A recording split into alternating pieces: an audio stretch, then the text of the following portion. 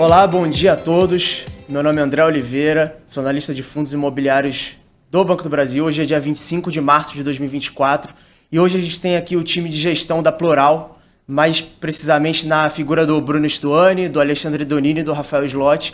Hoje a gente vai falar um pouquinho sobre o PLCR11 e também do BPFF11. Falando um pouquinho aqui sobre a gestora, né? Uma gestora que tem mais de 10 anos, tem 54 bilhões aí sob gestão de fundos, previdência, de ações, fundos imobiliários, enfim. E aí eu queria começar perguntando para a galera aqui, né, principalmente para o Stuani, um pouquinho da trajetória da Plural nos últimos anos e como que você tem visto o segmento de FIIs aí para 2024. Bom dia a todos, obrigado André aí pelo convite, obrigado Banco do Brasil pela parceria e pela confiança.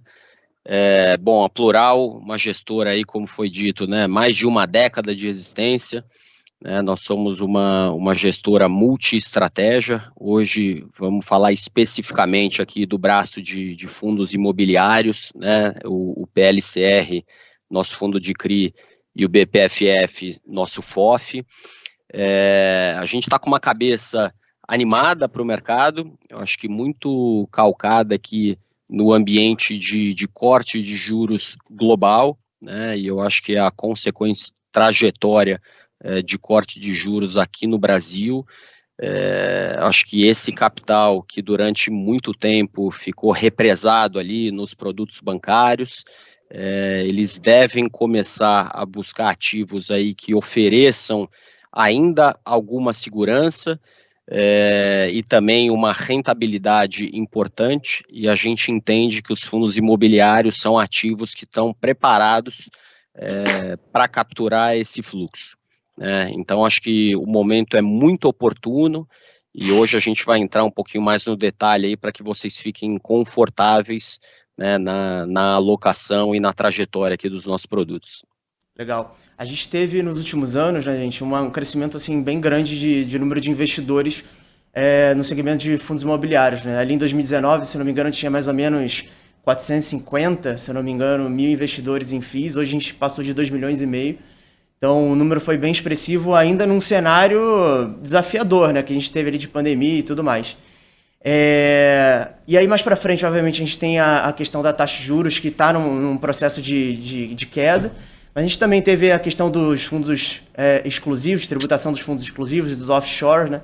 E também, mais recentemente, a resolução ali do Conselho Monetário Nacional a respeito de CRI e CRA, né? Da emissão de CRI e CRA por empresas não ligadas a esses segmentos, né? Imobiliário e o agro. E aí, passando já agora para os fundos, começar pelo PLCR, é um fundo de crédito privado, que tem essa tese de crédito privado, é o segmento de maior peso ali do IFIX, né? O segmento ali de crédito privado foi bem resiliente ali nos últimos anos, dado o nível de inflação que a gente teve, de juros que a gente teve, mas ano passado teve uma certa crise ali de inadimplência no início do ano, né? Então eu queria que vocês começassem falando um pouquinho desse mercado de CRI e depois, na sequência, começar a apresentar um pouquinho a tese aí do fundo para os nossos investidores, por favor. Obrigado, André, pela parceria aí de vocês e abrir esse espaço para a gente. Rafael falando aqui, eu sou o CIO das estratégias aqui de crédito privado e dessa parte de CRIs e cotas de fundos, que são o PLCR e o BPFF, e Donini faz a gestão junto comigo aqui, já trabalhamos juntos há mais de 15 anos. Cara, a nossa cabeça, a gente não sofreu muito essa inadimplência que você falou, né? A gente passou relativamente tranquilo, mas realmente ano passado, principalmente ali no primeiro trimestre, deu, né, um pouco de manchete, algumas notícias vindo aí na esteira, um pouco de loja americana, o pessoal ficou preocupado com o varejo, algumas empresas menores também acabaram trazendo algum tipo de preocupação para o mercado, mas você vê ali que a partir de abril o mercado já dá uma certa tranquilizada, né? Você não teve um movimento de crédito generalizado, você teve muito específico, um caso de Americanas, você teve um caso de Light, que aí não tem muito a ver com os CRIs, né? E aí você tem alguma coisa ali ainda do varejo sofrendo um pouquinho, algumas empresas um pouco menores sofrendo e trazendo, né, casos bem específicos para o mercado, mas você não tem uma coisa generalizada. Então você, de um modo geral, os fundos acabam performando relativamente bem no ano passado. Você não tem um grande problema, assim, vamos dizer, de dividendos, né? De pagamento mensal, assim, uma grande quebra. Então, isso fez com que o mercado, de certa maneira, a partir do segundo semestre, desse uma boa melhorada, vamos dizer assim, né? No primeiro semestre, ele sofre realmente, o pessoal começa a ficar muito preocupado, e aí, como esses ativos acabam operando em bolsa, você tem um movimento né, de pessoal saindo, né, vendendo, um pouco preocupado, mas já do meio para o final do ano você já tem uma estabilização e alguns fundos já voltam com um pouco mais de força. A nossa visão, como é que a gente pensou o fundo? A gente acha assim, o CRI, de um modo geral, são produtos mais longos, tá? Então eles são produtos que no Brasil, enfim, mais de 7 anos, 10 anos, alguns de 15 anos. Então, quando a gente entende esse produto, como a gente não tem tanta segmentação, a gente sempre teve na cabeça ter um pouco mais de IPCA no fundo. Tá? Então, 75, 25, 70, 30, a gente nunca tem, né, não dá para fazer aquela receita de bolo, mas de um modo geral, o fundo era para ter em sua grande maioria IPCA. E ele veio a calhar, foi muito interessante, porque os anos ali que ele lançaram, 19, 20, 21, era realmente, né, com a pandemia, como você falou, acabou sendo muito melhor realmente você ter IPCA, né? E em algum momento, a gente procurou aumentar a parcela CDI, né? Porque a gente estava muito focadão ali em IPCA, talvez o IPCA tenha chegado quase 80%, 90%. Então, em algum momento ali, 22%, a gente começou a ter um shift de começar a tentar comprar um pouquinho dessa parcela CDI, que o fundo, né, para a gente ficar mais perto de 70-30, 75-25. Então, o que a gente tem procurado nos últimos tempos, o fundo já está alocado perto de 90%, é procurado comprar CRI CDI. Isso é uma coisa que não é tão fácil de achar, como a gente falou, o mercado, ele tem, a maioria dos CRIs vem em IPCA, porque são produtos mais longos, e no Brasil, historicamente, o investidor, para produtos mais longos, ele procura o indexador de inflação. Então, o que a gente tem feito nesses né, últimos um ano e meio, é procurado CRI CDIs.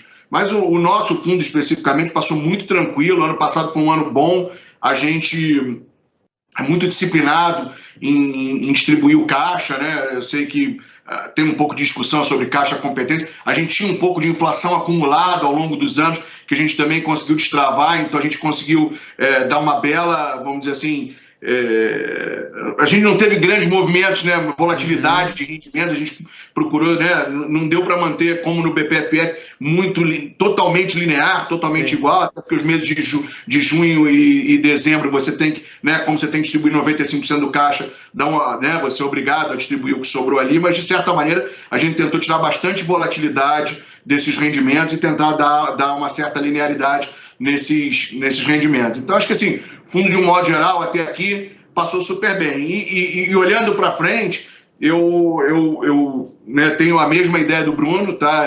A gente tem uma visão otimista, a gente acha que está num ciclo de queda de juros, a gente está num ciclo de queda de juros, né, no Brasil.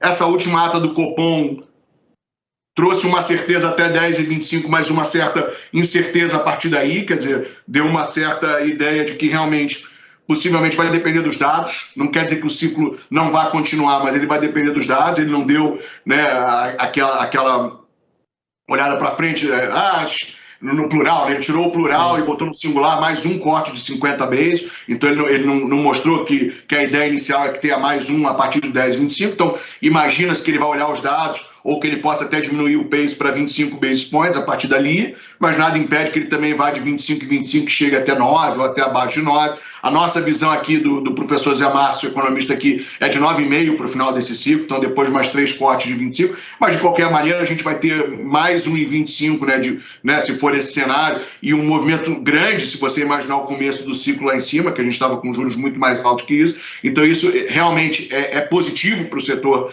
imobiliário como um todo, né, quer dizer, esse aumento, essa diminuição dos juros, né, de maneira expressiva é relevante, e você vai ter, de certa maneira, né, esses fundos também, porque quando o Bruno falou muito bem, quando o carrego fica muito grande, né, do título público ou dos produtos bancários, você tem uma certa corrida. Então, quando esse negócio começa a diminuir, as pessoas começam a buscar a diversificação. A gente já tem visto isso, como a gente também faz gestão de crédito privado, a gente tem visto, né, a diminuição do spread absurda em algumas classes, como você falou bem, depois da reforma, parte da reforma fiscal dos fundos exclusivos e agora essa decisão em relação à crise CRAI, o fechamento que a gente teve nas debêntures incentivadas, né, uns 40, 50 vezes de fechamento muito forte. Então você tem uma procura para esses produtos. Então acho que em algum momento a gente também vai ter aí essa procura, já está tendo, desde o ano passado já teve um movimento muito melhor no segundo semestre para fundos imobiliários e eventualmente também os fundos de CRIs e CRAs vão ser beneficiados. E eu acho que vai ter uma volta, né? Quando esse CDI der uma certa acalmada ali, enfim, que seja perto de 9, 9,5, acho que a busca por produtos também indexados nesses fundos, a IPCA vai voltar. De certa maneira, com um CDI muito alto, né, e a gente tendo um juro real, né, atual muito alto, você acaba tendo uma preferência, de repente, para buscar produto mais CDIzado, e eu acho que ao longo do tempo, com esse CDI mais baixo, você vai voltar a ter a procura por inflação também, como a gente já está tendo nas debêntures incentivadas. Então, acho que vai voltar uma demanda importante. Já voltou no final do ano passado, mas acho que vai ter mais ainda quando a gente tiver com esses juros abaixo, se tiver abaixo dos 10, né, dos double digits, como a gente chama. Então, essa visão assim é construtiva para o mercado de fundos imobiliários e construtiva para o mercado de CRIs, né, vamos dizer assim. Legal, legal. Explanou bem, eu acho que a minha visão assim, compartilha com a de vocês, é bem parecida, bem próxima. E aí, falando um pouquinho mais do fundo, como que vocês estruturam ali os CRIs que estão dentro do fundo?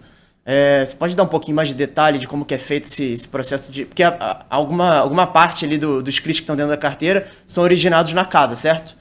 Não, muito pouco, cara, muito pouco. A gente originação aqui dentro de casa é muito pouco. A gente até aprovou em algum momento que poderia ser, mas tem um ou outro fundo CRI originado aqui, mas talvez não chegue a 5, 10%. A gente trabalha diferente de outras casas, não são tantos originação própria, não. A gente costuma comprar muita coisa em mercado secundário. Óbvio que se a Plural trouxer, a gente tem um processo de crédito, André, que ele serve para todos os fundos, desde o fundo mais básico, que é o High Grade, que é o fundo nosso D1 ou Yield da vida, que a gente carrega 10% de crédito, até os fundos de CRI, CRA, os High Yield que a gente tem. Então a gente tem sempre o mesmo processo. Começa com o Donini faz uma seleção de tudo que tem no mercado primário e secundário, ele faz uma pré-reunião comigo, a gente seleciona o que a gente vai mandar para a nossa equipe de crédito. A nossa equipe de crédito aqui na Plural tem o poder de vetar, então tudo que passa pela área de crédito, se o cara não gosta, a gente nunca leva a comitê. Quer dizer, então, o Marcel, que é o nosso chefe lá da área de crédito, ele tem o poder de vetar o que ele não gosta. Então, já num primeiro filtro, ele já tira. Num segundo momento, a gente leva a comitê. O nosso comitê, a gente criou um comitê de crédito, como a gente acredita muito no processo, tem que ser por unanimidade, tá? Qualquer papel que está na nossa carteira, ele foi votado por todos os membros. Nunca tem maioria para a gente não serve, tem que convencer os outros membros, então todos os produtos que entram na nossa carteira por unanimidade, e aí depois a gente tem uma matriz de alocação que, dependendo do que cada fundo pode comprar, a gente aloca nas proporções que já estão pré-determinadas. Então, e depois a gente faz aí uma característica muito da nossa gestão, da Plural, a gente faz muita gestão ativa, tá? Quer seja para sair de riscos que a gente não gosta ou que mudaram, né? O Brasil muda as coisas muito rápido, ou coisas que a gente acha que já chegaram num certo nível que ali não faz mais sentido carregar aquele papel, tirar o lucro.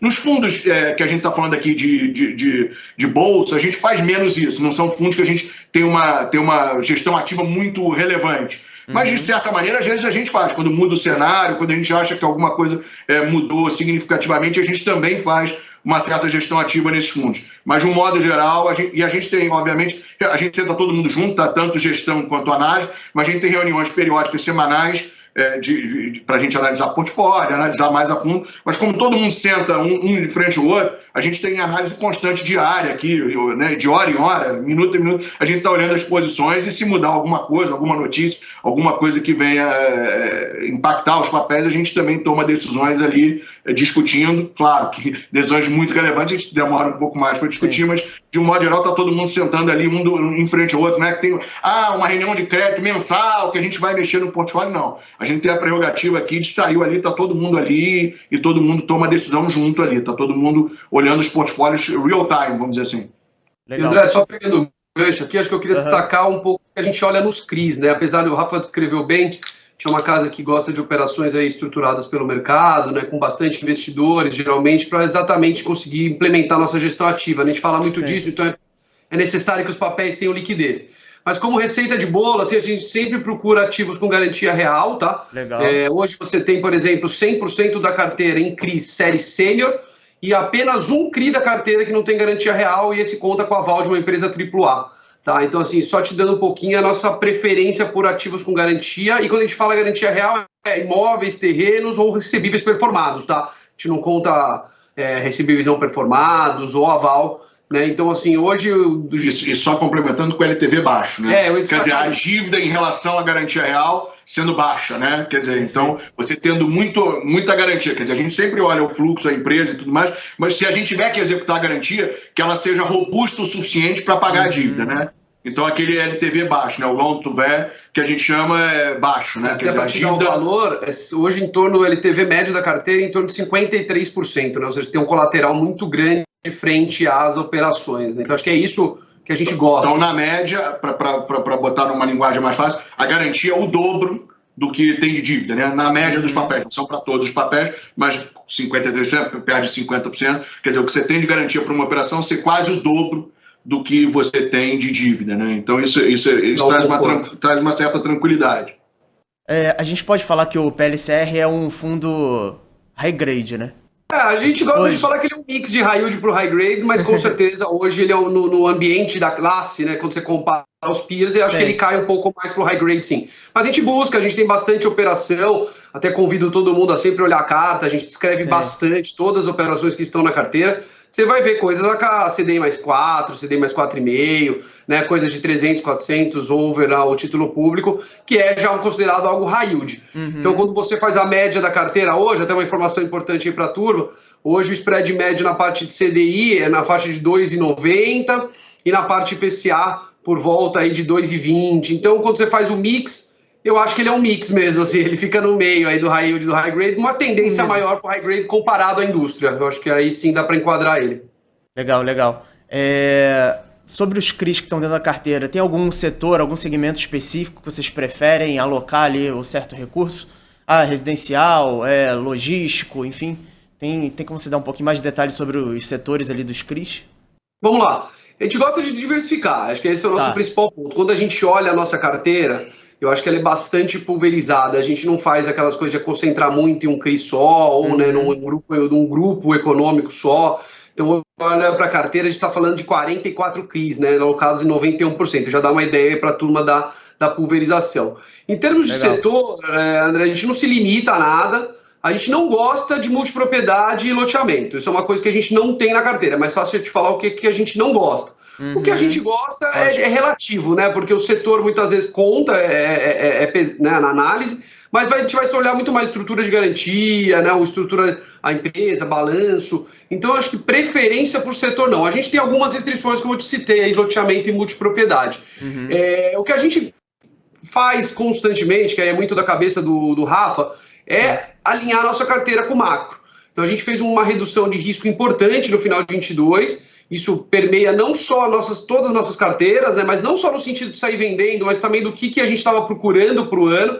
Acho que foi o grande acerto nosso, foi ter tido uma cabeça mais conservadora que o mercado ali no final de 22, e aí entrou 23 com esses problemas que a gente já citou aqui. Então a gente navegou muito bem no mercado que estava complicado, porque a nossa carteira, digamos assim, teve um risco reduzido. Hoje já estamos na ponta oposta, né? Não estamos mega agressivos, mega otimistas, mas estamos sim aumentando um pouco isso da carteira. Aí vem um pouquinho de buscar operações aí, como você falou, de residencial, alguma coisa para dar um carrego maior na carteira, né? Um término de obra. Então a gente está num capítulo hoje de voltar um pouco para o risco. Essa é uma boa pergunta, né? É que a gente analisa caso a caso cada empresa, entendeu? Às vezes você tem... você se restringir, não vou olhar esse setor, óbvio, que naquele momento, por exemplo, varejo está uma confusão. Você fala, puxa, deixa eu não olhar nesse momento. Mas aí depois o negócio tranquiliza, vê que é um negócio bem específico, você já olha certas coisas. Então, assim, residencial, a gente não tem muito residencial, a gente tem uma certa limitação para isso, mas a gente olha término de obra, a gente tem alguns CRIs de término de obra. Então, assim, isso vai depender caso a caso mesmo da empresa, o que vai ser dado de garantia, qual o nível de controle que você tem sobre a operação. Então, assim, isso varia muito, a gente não deixa de olhar. Mas o Danilo falou bem, multipropriedade e loteamento a gente não comprou e aparentemente não vai comprar. Esses são dois setores que a gente realmente aí tem um pouquinho de desconfiança. Legal, show de bola. Agora falando um pouquinho mais para frente, assim, de futuro, né? Quais que são os próximos passos aí do fundo? Alguma emissão aí no radar? Como que vocês estão vendo esse movimento do mercado? Porque a gente tem acompanhado aqui, tem bastante emissão... aconteceu já bastante, tem bastante emissão ativa, né? Como que vocês estão vendo esse movimento aí de mercado, enfim? Ótima pergunta. A gente sempre tem a cabeça de aumentar o fundo, tá? Uhum. Esse é um fundo que a gente ainda não aumentou por não ter tido oportunidade. O mercado botou uma coisa que a gente tem uma discussão eterna desse negócio em relação a patrimonial, né? Uhum. No passado a gente entendia que como todo mundo tinha o direito de preferência, você fazendo próximo ali do preço de mercado, da patrimonial, seria algo ok.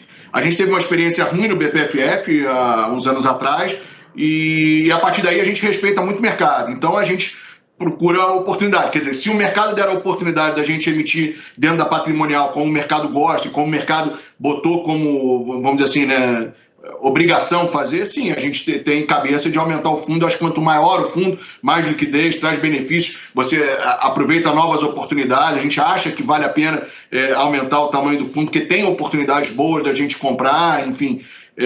Então, sim, a gente tem na cabeça de que, dando oportunidade, a gente vai fazer. Mas, por enquanto, a gente está operando com um pequeno desconto em relação ao patrimonial. Nesse momento, uma vez que o mercado botou essa regra, meio que se sentiu meio que agredido de ser abaixo ou muito abaixo da patrimonial, a gente, por enquanto, está esperando o melhor momento. Mas a cabeça sempre é de aumentar o fundo, porque eu acho que traz o benefício, principalmente da liquidez, cara. Eu vejo que uma das coisas que mais preocupa o mercado em relação à liquidez. Então, aumentar o produto é isso. Quer dizer, se eu hoje consigo ter 4 milhões no papel, vou ter 8 milhões, não vai mudar muita coisa, né, em relação à alocação. Então, assim, para a gente, eu acho que muda a questão da liquidez, né? Quanto maior ele, a gente gostaria, sim, de aumentar, mas tem que dar o preço, né? Tem que estar num preço que seja confortável, que seja de acordo com as normas do que o mercado se colocou, né, em relação muito a esse conceito da patrimonial. Beleza, show de bola. Agora, passando um pouquinho aqui para o BPFF, né, que é o fundo de fundos aí da casa, ele está num segmento que tem pouco peso no IFIX e tem poucos investidores posicionados ali, né, no segmento em si, né? E aí eu queria que vocês comentassem um pouquinho sobre os pontos fortes e os pontos fracos aí do BPFF e como que o fundo está posicionado. Quais são as maiores exposições, quais os segmentos que vocês acham que pode ter um maior upside agora em 2024, enfim. Vamos lá. Contando um pouquinho do BPFF, nosso fundo mais antigo, né, mais de uma década aí listado, então ele foi listado em abril 13, então já é um fundo com uma longa história. Na nossa visão aqui de sucesso, é um fundo que bate o IFIX na maioria das janelas, é um fundo que tem uma taxa de administração bem competitiva, para não falar barato, né, porque é um fundo que cobra só 0,40 para fazer a gestão. Então é um fundo que tem performado super bem contra os peers e contra o IFIX. O que eu acho que tem de vantagem o FOF, né? Que é o que você falou, ele é uma classe hoje reduzida, né? Menor, já foi bem maior lá atrás. Eu acho que os principais pontos é uma gestão profissional, olhando a carteira, né? Preocupado, diminuindo, aumentando posições de acordo com o cenário. Você tem uma natural diversificação, né? O FOF ele traz uma diversificação absurda para o cotista, né? Uma cota, o cara consegue estar exposto a todos os setores do IFIX. Como é que a gente pensa nele, André? A gente pensa de uma forma conservadora, um fundo focado em renda, tá? Ele não vai ter fundos de desenvolvimento, fundos de equity dentro da carteira. A ideia é procurar bons locatários, bons contratos, um bom fluxo de renda. Eu acho que é assim que a gente pensa nele, por ser realmente geralmente uma porta de entrada para os investidores, né? O FOF, ou para alguém que não quer acompanhar, né? Não é só para o cara iniciante. Acho que o FOF também traz a tranquilidade que alguém está olhando e tá fazendo aquele trabalho. O que eu acho legal destacar dele? Ele tem uma renda bastante, conseguiu fazer essa renda dele bastante previsível, ele deu nos últimos 12 meses o mesmo rendimento, isso traz, acho que uma previsibilidade para quem espera aquele dinheiro mensal caindo na conta ali. Então é claro que a gente conta com um pouquinho de sorte, porque tem muitos fatores, mas a gente briga muito para que, né, trazer essa suavidade, essa linearidade aí no rendimento. Em termos de alocação de carteira que você falou, ele está quase meio a meio entre tijolo e papel, tá? 40% da parte alocada, tá? 47% em papel, 53% ali na parte de tijolo. Eu acho que você falou isso rapidinho no call, no começo. Acho que foi um grande acerto nosso ter migrado para essa parte de papel, que teve uma performance muito boa. Se você voltar ali 2020, 21, 22, aqueles anos muito difíceis para tijolo, com o juros subindo, eu acho que a parte de papel conseguiu trazer uma renda muito importante para o fundo, tá? Então acho que esse foi um grande acerto nosso. E agora, olhando para frente, é claro que a gente começa a pensar em aumentar um pouco, talvez, o lado de tijolo, né? Vislumbrando um fechamento de juros, um ganho de capital, até trazendo uma informação importante para a turma aqui. ganho de capital é sempre uma parte da receita importante do nosso fundo, tá? É claro que nesses últimos 12 meses, talvez um pouquinho mais, não teve muito isso, né? Foram anos de abertura de juros, mas assim, a gente vai buscar em anos bons assim, de ganho de capital, chegou a ser 1/3 das receitas. A gente não faz guidance, não faz previsão nenhuma, mas é natural esperar uma gestão mais ativa da carteira nesse cenário de juros caindo e FII subindo, tá? Acho que essa é a grande informação, viu, André? Donini foi muito bem ao ponto. A gente sempre conversa aqui, durante muitos anos, se fundo tem mais de 10 anos, o Donini falou que vai completar 11 anos, durante muitos desses 11 anos, o ganho de capital foi muito relevante como parte desse dividendo mensal. E durante, o Donini falou 1 ano, mas eu estaria que tem mais de 2, talvez até 3 anos, que não tem nenhum ganho de capital nessas carteiras, né? Porque os fundos, de um modo geral, caíram. Tá? E como são, a gente alocou essa carteira uma parte em 2013, depois fizemos acho que uma 2019, 2020, né, 2018. Enfim, a gente fez algumas, nesse a gente conseguiu fazer algumas emissões, e essa última emissão que eu estava te falando que a gente acabou fazendo abaixo da patrimonial e acabou trazendo um pouco de questionamento no mercado, então a gente a partir dali não fez mais nenhum tipo de emissão abaixo da patrimonial. A gente obviamente sempre respeita o mercado, mas ele é um ativo que o ganho de capital é muito relevante, entendeu? Sim. E ele tem uma coisa legal, se a gente consegue fazer uma nova emissão também, com a mesma coisa, respeitando a ideia do preço da patrimonial, ele é um ativo que é muito fácil de você alocar. Por mais que a liquidez dos fundos não seja tão grande, ele é um ativo que a gente alocou da última vez, de 2, 3 meses, muito rápido. O mercado ganhou muita liquidez, né? Os fundos estão muito... O mercado deu uma liquidez muito grande. Você vê, o fundo de CRI, o pessoal pode falar, quer fazer emissão, mas ainda estou com 91. É porque aquilo que eu te falei, a gente está procurando ainda produtos CDI, a gente está procurando produtos...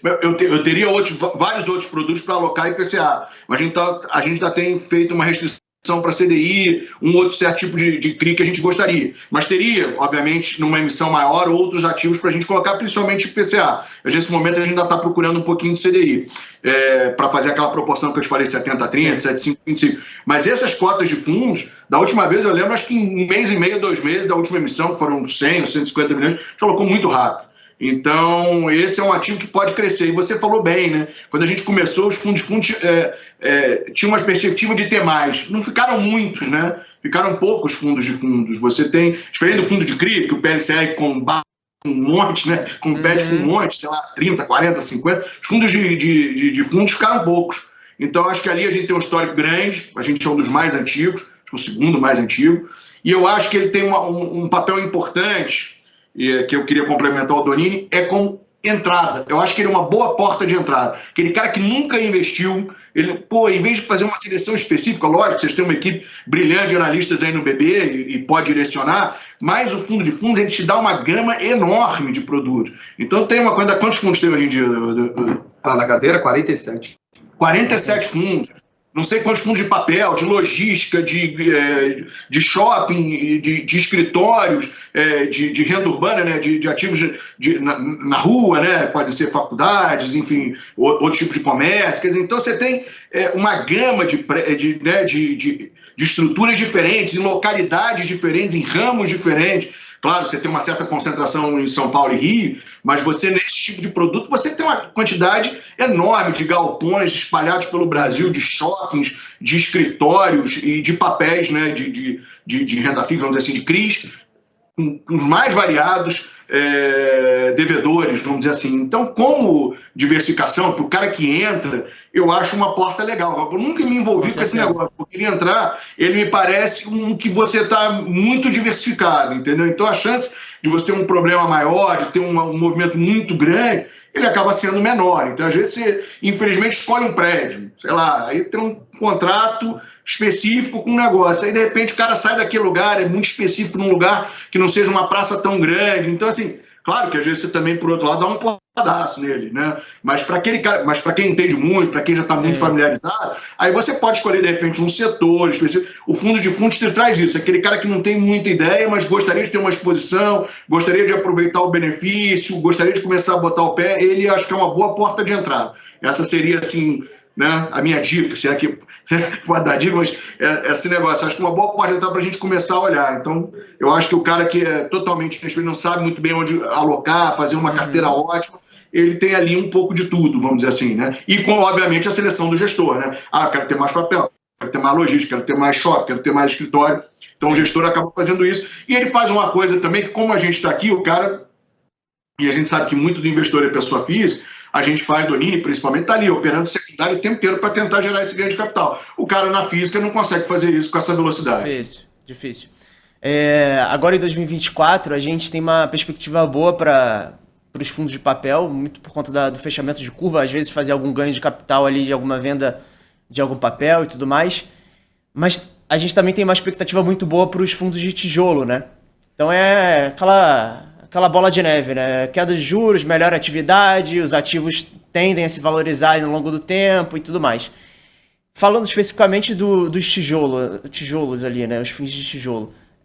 Qual o segmento que vocês acham que pode se destacar ali em 24? Porque logística, se a gente olhar em 2023, já andou bastante, assim, né? Shoppings também. Você acha que é o ano, talvez, das lajes? Enfim, queria ouvir um pouquinho de vocês sobre os setores que trabalham tijolo.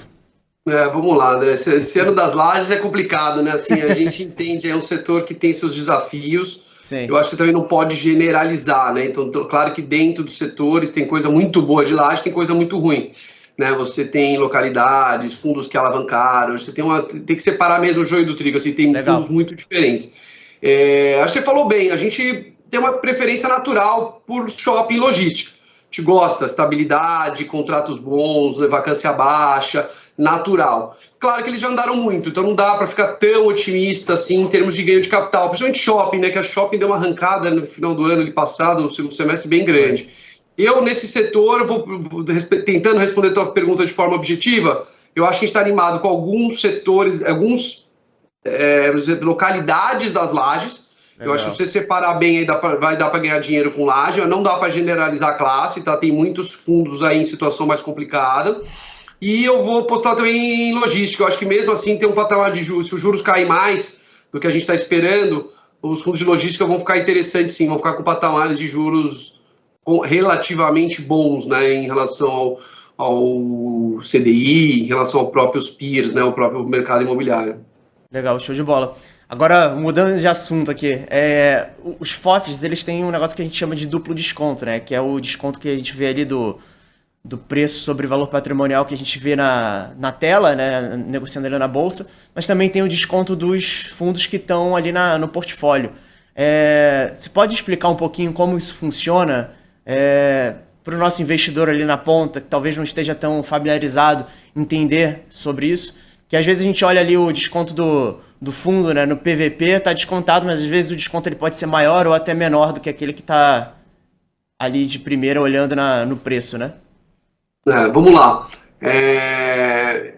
Grande parte, maioria, não vou te saber de precisar o percentual do mercado ainda está operando abaixo da patrimonial. Então, acho que essa é a primeira premissa. Então, você tem um mercado ainda com desconto em relação ao patrimonial. Legal. Quando você vai para o nosso FOF, ele também tem um desconto em relação ao patrimonial dele. Então, acho que é daí o duplo desconto, né? Você tem o desconto do próprio FOF em relação ao seu patrimonial e você tem o desconto dos fundos que ele compra em relação ao patrimonial deles.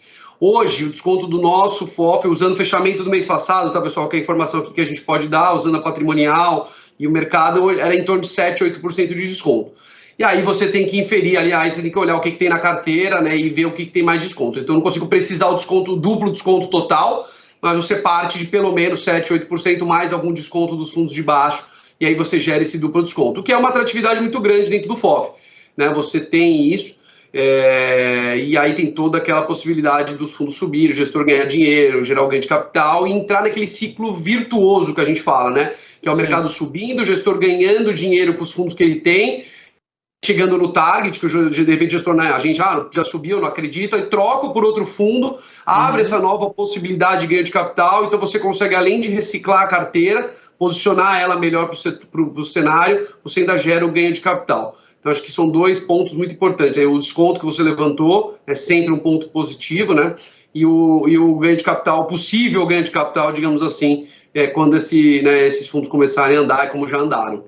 Quando você está no mercado, André, de alta, o ciclo, o Danilo falou muito bem, que é virtuoso no aspecto de que você consegue fazer o ganho de capital e muitas vezes tem novas emissões vindo também. Quando o mercado está ativo, tem novas emissões, aí você compra também Porque o cara também quer começar o novo fundo, ele dá muitas vezes dá um desconto, dá uma condição boa que você consegue entrar. Então, você às vezes consegue sair de um negócio que o yield já ficou baixo para um yield um pouquinho maior que alguém está tentando lançar. Então, quando o mercado está nessa dinâmica positiva, que é o que a gente não viu já aí nos últimos tempos, né? Agora voltou nesse finzinho ali de 23, do ele tá falando, mas aí você consegue ter uma dinâmica, e nos fundos de tijolo ainda, né, de escritório ainda nem teve. Então, assim, você começa a ter uma dinâmica boa, né, porque você começa a ter novos entrantes nos fundos, ter novas oportunidades, então acaba tendo uma dinâmica positiva. Vamos ver se a gente consegue voltar. A gente teve uma dinâmica ali no final de 19, antes da crise, a maluquice, a gente não teve ainda, acho que nada nem sei se vai ter algo próximo àquele novembro e dezembro ali de 2019.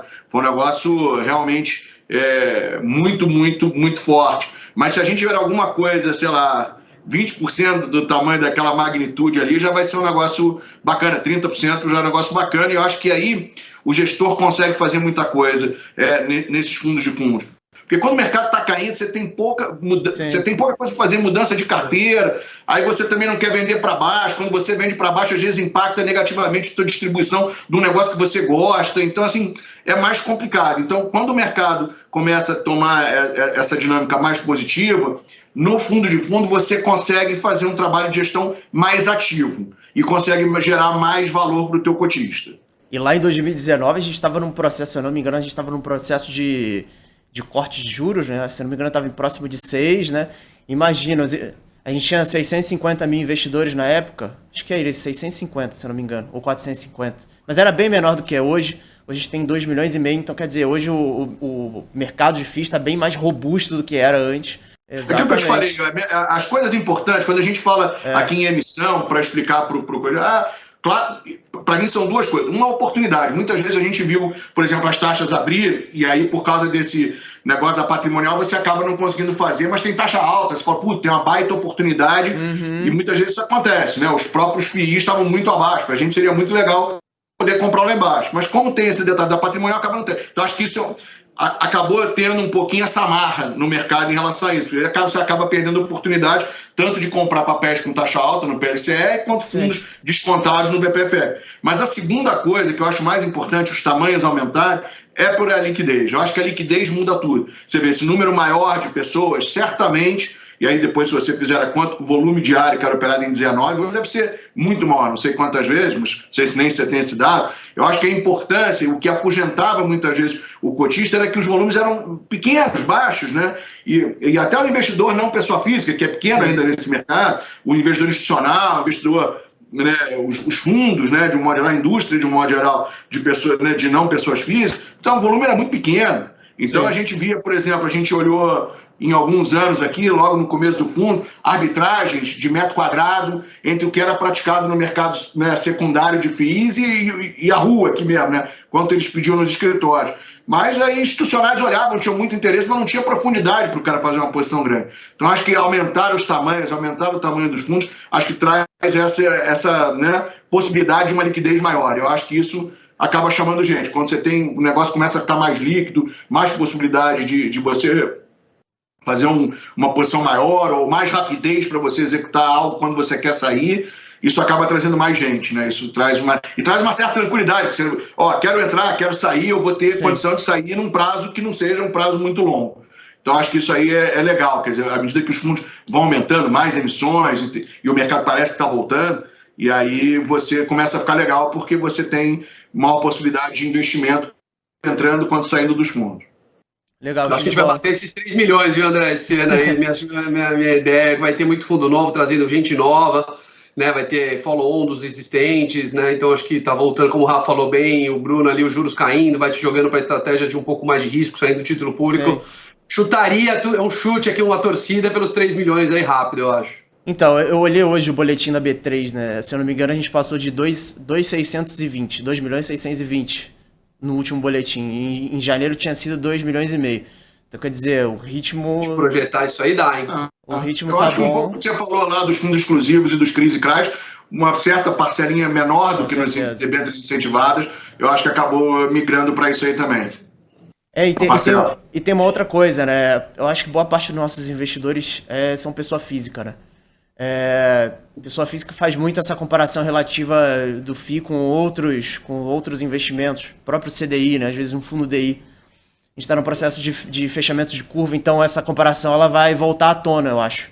Então a gente pode ter ainda É que a gente não gosta muito dessa comparação. A turma faz. Não deveria, eu sei disso. Mas não deveria, não tem muito a ver, mas isso que eu falei. Quando o CDI vem, aí o cara faz a comparação, os papéis IPCA também começam a voltar a ficar mais interessante. Então, eu concordo que acaba tendo, não deveria, né? A pessoa aqui como investidor deveria olhar perpetuidade, né, a possibilidade de rendimento de médio e longo prazo. Assim como você compra quando compra um imóvel, você quer alugar e buscar renda, né, de médio e longo prazo, né? Mas aqui ainda, né, a gente ao longo do tempo ainda vai falar disso. Esse negócio também, por isso que eu falei, o mercado secundário também, que balança muito. O cara não fica perguntando todo dia quanto é que está o imóvel dele. Hoje está quanto? É 2 milhões, 1 milhão, 500 mil, 100 mil, 200. Ele não fica o dia inteiro perguntando quanto é que está, né? Então ele vai lá, ele acha que ele pode fazer um investimento naquele né? Ou numa laje, ou numa parte. E depois ele vai lá e aluga e quer que aquela renda, né, que não tem inadimplência, que ele recebe, que sempre fique locado. É a mesma cabeça que ele deveria ter aqui, né? Na verdade, buscar um investimento onde ele vai buscar renda recorrente. Esse deveria ser. Se as cotas valorizarem, melhor ainda, né? Mas, na verdade, a busca deveria ser por recorrência de renda, né? E aí, a coisa legal disso aqui, né, André, é que, na verdade, possibilita as pessoas com investimento menor, às vezes ela quer comprar um negócio, mas não tem um valor, de repente, para comprar uma sala de escritório, para alugar, sei lá, 100 mil, 50 mil, 150, um certo valor. E aqui com 1.000, 2.000, 5.000, você já consegue fazer um investimento, você já consegue fazer uma diversificação nesse setor, né? E a gente sabe que o brasileiro, de um modo geral, gosta, quando de poupar uma parte em imóveis, né? Então aqui é uma possibilidade de não fazer um investimento tão grande, que às vezes não cabe no bolso da pessoa, dele ter, e aquilo que eu te falei, o cara acaba investindo num shopping, num galpão, que são aí investimentos, já não tem 50, 100 mil, são investimentos de milhões de reais, né? Então acaba tendo essa possibilidade, é uma certa forma também de democratização do cara poder investir em empreendimentos que são muito caros, com um ticket menor, né? Legal, bacana esse bate-papo que a gente fez, viu? Eu acho que a gente pode trazer sempre essa atualização dos fundos aqui para os nossos investidores, se tudo bem para vocês, é claro. E aí, antes de finalizar, eu quero deixar à vontade aí para vocês falarem as considerações finais. Pode ser o Stuane, o Donini ou você mesmo, Slot. Só agradecer mesmo. Abraço, obrigado, André, obrigado aí ao Banco do Brasil pelo espaço. Valeu, obrigado. Acho que eu queria agradecer, né, esse espaço ali, não só para trazer as informações, né, dos nossos produtos, mas eu acho que também trazer informações da classe, né? Acho que é uma classe, como você bem mesmo colocou, ela cresce, né, em número de pessoas, né, que aderem e que estão acompanhando e que buscam, seja uma valorização da cota, seja uma renda, né, alguma resiliência ali de renda mensal. Então acho que é muito importante esse bate-papo para o cliente ficar mais familiarizado e sempre pensar do lado da diversificação, né? Então acho que a gente acaba sendo uma boa opção quando fala de previsibilidade, de resiliência, de histórico de gestão e, acima de tudo, uma placa, né, forte no mercado e que já há mais de uma década, né, segue fazendo isso daqui. Legal. É isso. Do meu lado, só agradecer, André. Obrigado pelas recomendações, obrigado pelo espaço aqui. Pode chamar que a gente venha com a recorrência que você quiser, precisar. Estamos aqui à disposição e, obrigado pela parceria e pelo espaço mesmo. Combinado. Eu que agradeço. Sempre bom ter vocês aqui, para os nossos investidores ficarem mais por dentro aí dos fundos. Quem sabe mais para frente a gente não marca para falar de outro fundo da casa. Eu sei que vocês têm outros fundos famosos, inclusive. Eu vou deixar os links dos relatórios aqui embaixo na descrição. Caso você queira ter acesso à análise do PLCR e ao BPFF que a gente faz aqui na casa, é só clicar aqui no link abaixo. E também fica disponível no bb.com.br/análises ou no investalk.bb.com.br. Então é só acessar e conferir as análises que a gente faz aqui na casa, tá bom? Forte abraço e até mais!